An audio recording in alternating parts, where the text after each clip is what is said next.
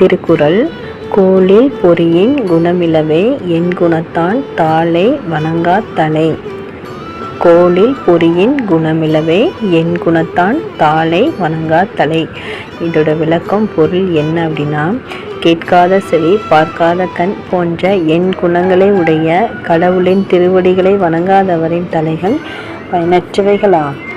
இதோட பொருள் எப்படின்னா, இறைவனை உணராமல், இறைவனை பாடுறது, அந்த நாமங்கள் சொல்லாமல், அந்த பாடுறத பாட்டு இதெல்லாம் கேட்காம, நம்ம இறைவனை பார்க்காம, இறைவனை வணங்காமல் இருக்கிறதுக்கு வணங்காதவரின் தலைகள் பயனற்றவையாகும். ஸோ நான் என்ன சொல்கிறேன்னா, நேரம் கிடைக்கும் போதெல்லாம் கோயிலுக்கு போங்க, நேரம் கிடைக்கும் போது நாமங்கள் சொல்லுங்கள். இது ஒரு அழகான திருக்குறள். இது எவ்வளோ அழகாக இருக்குது பாருங்கள். ஸோ இறைவன் கொடுத்த இந்த வாய்ப்பு, இறைவனை வணங்குறதுக்கு தான் இந்த பிறவி. ஸோ அனைவரும் அன்னிதினமும் இறைவனை வணங்குவோம். எல்லா புகழும் இறைவனுக்கே. ஓ முருகா.